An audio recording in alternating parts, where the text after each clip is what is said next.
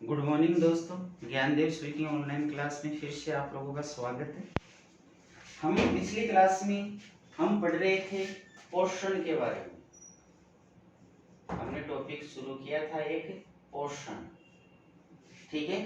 और पोषण के आधार पर हमने जीवों को जो है वो दो भागों में डिवाइड किया था। कितने भागों में बांटा था? दो भागों में। एक था स्वपोषी पोषण और जो दूसरा था वो था विषमपोषी पोषण। विषमपोषी पोषण, ठीक है। स्वपोषी पोषण का मतलब आप लोगों को मैंने बताया था कि जिसमें जो जीव होता है वो अपना भोजन स्वयं बना लेता है, तो वो कौन सा कहलाता है? स्वपोषी। और दूसरा होता है विषमपोषी, तो जिसमें जीव अपना भोजन स्वयं नहीं बनाता, दूसरों से क्या करता है? ग्रहण करता है, तो वो कौन होता है? विषमपोषी पोषण। स्वपोषी पोषण के अंदर इसके बारे में पढ़ रहे थे। स्वपोषी पोषण में तो इसमें क्या होता है? जीव अपना भोजन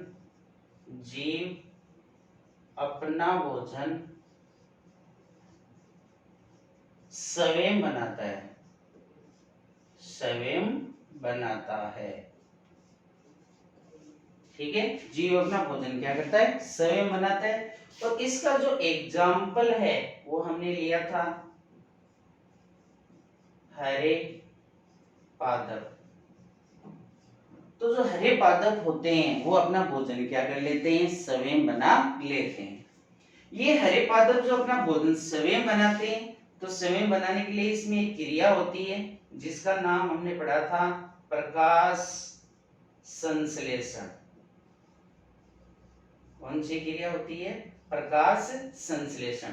तो प्रकाश संश्लेषण की क्रिया के द्वारा ये अपना भोजन स्वयं बनाते हैं। और प्रकाश संश्लेषण की क्रिया मैंने आपको एक रिएक्शन बताई थी, 6CO2 12H2O और हरित प्रकाश की उपस्थिति में सूर्य का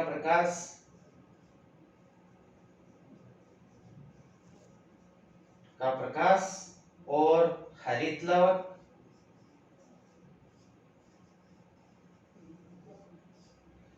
इसकी उपस्थिति में क्रिया करते हैं और क्रिया करके क्या बना लेते हैं? C6H12O6, साथ में 6CO2 प्लस 6H2O।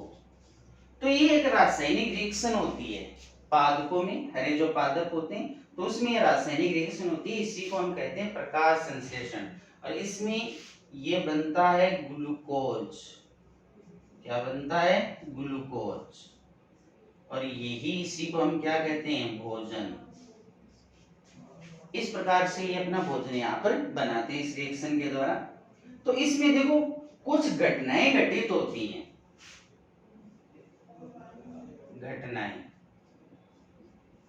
ये जो प्रकाश संश्लेषण की क्रिया होती है, इस प्रकाश संश्लेषण की क्रिया के अंदर कुछ घटनाएं घटित होती हैं। और वो घटनाएं कौन कौन सी घटित होती हैं, आज हम उनके बारे में यहाँ पर देखते हैं। तो जब ये प्रकाश संश्लेषण की क्रिया होती है तो इसमें कौन कौन सी घटना घटित होती है? तो पहली घटना तो इसमें क्या घटित होती है कि इसमें क्लोरोफिल के द्वारा प्रकाश ऊर्जा का अवशोषण किया जाता है। क्लोरोफिल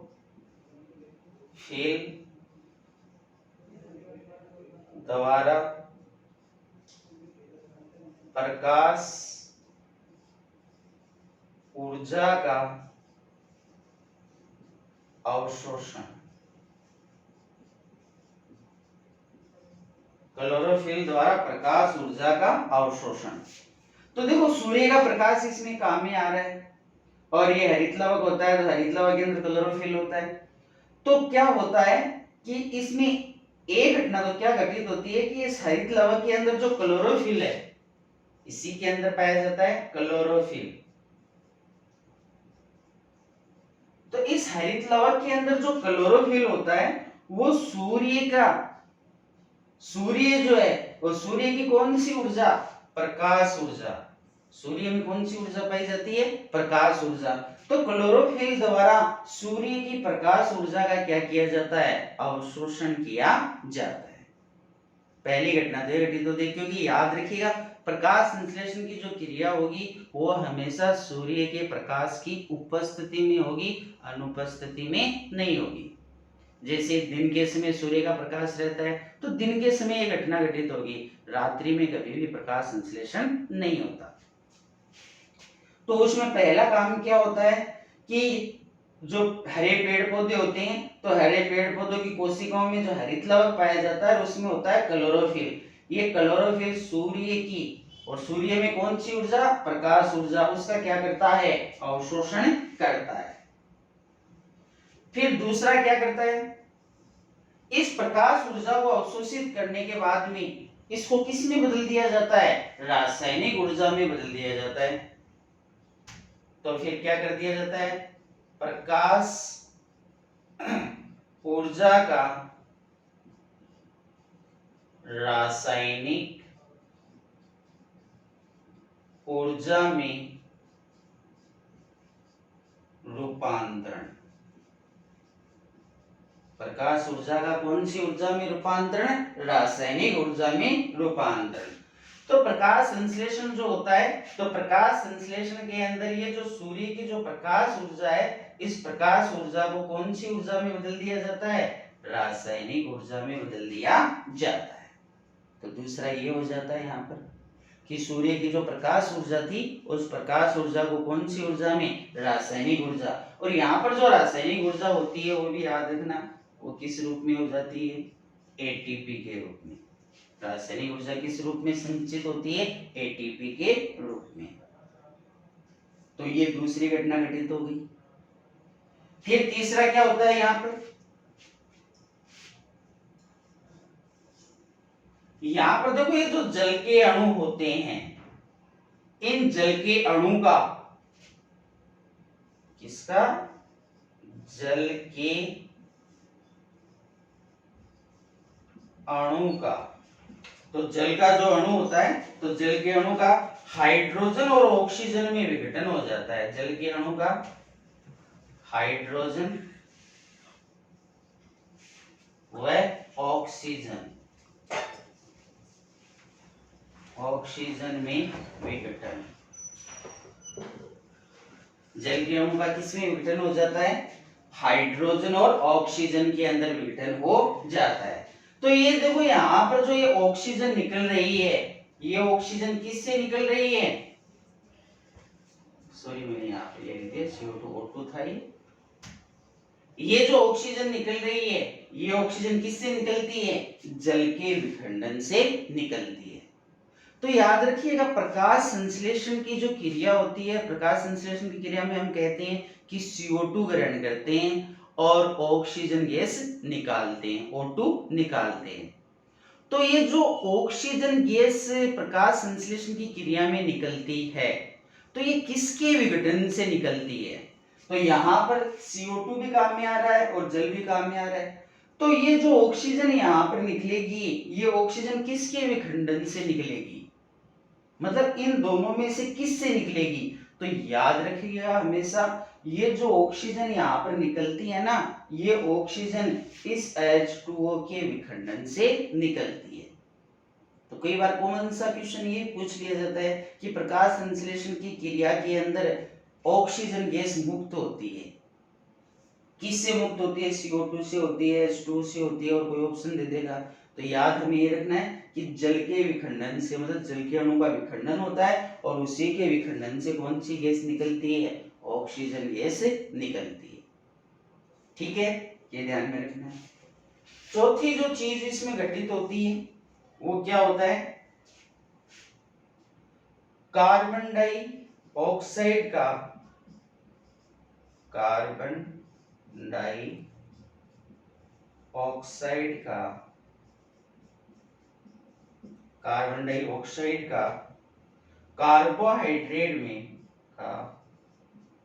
कार्बोहाइड्रेट हाइड्रेट में अपचयन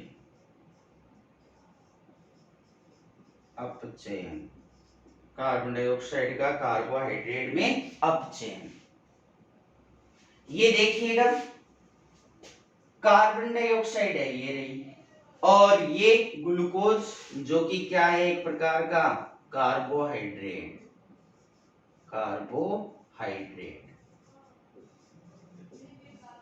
तो यहां पर जो ये कार्बोहाइड्रेट ग्लूकोज जो है वो जो बन रहा है वो किससे बनता है, CO2 के अपचयन से बनता है।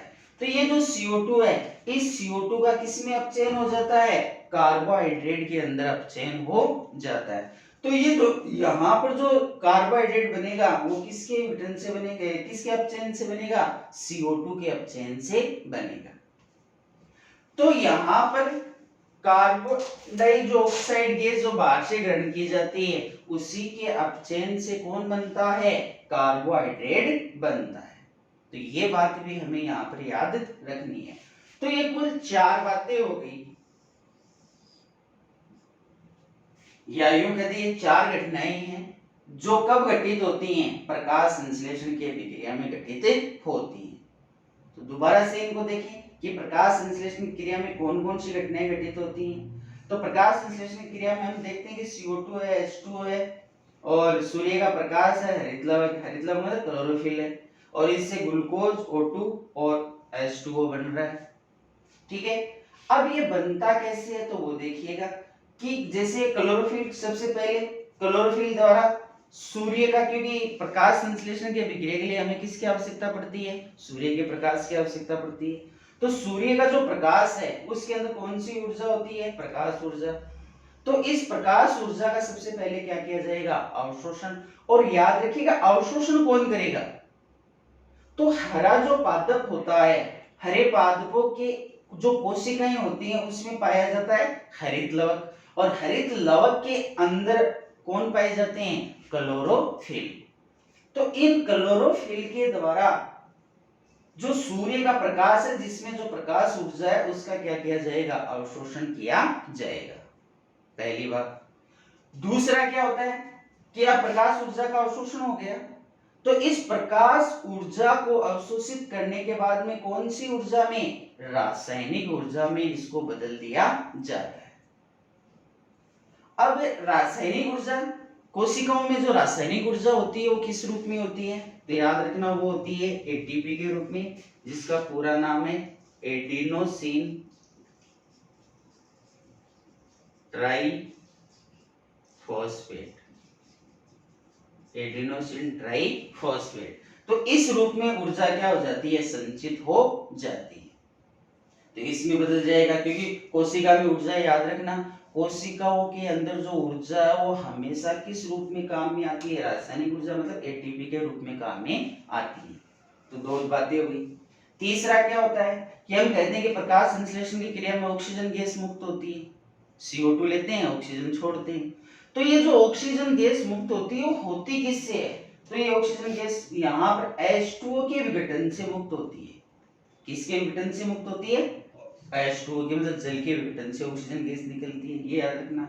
और चौथा क्या होता है इसमें, चौथा ये होता है कि जो यहाँ पर जो कार्बोहाइड्रेट, ये जो ग्लूकोज बना है ये एक प्रकार का क्या है, कार्बोहाइड्रेट। तो इस कार्बोहाइड्रेट के अंदर, यह कार्बोहाइड्रेट का निर्माण कौन करता है, तो कार्बोहाइड्रेट का निर्माण CO2 से होता है। जो बाहर से CO2 गैस एब्जॉर्ब की जाती है कोशिकाओं के द्वारा, उनके द्वारा जो ऑब्जर्व की जाएगी CO2, उसका किसमें अपचयन हो जाएगा, कार्बोहाइड्रेट यानी ग्लूकोज के अंदर क्या हो जाएगा, अपचयन हो जाएगा।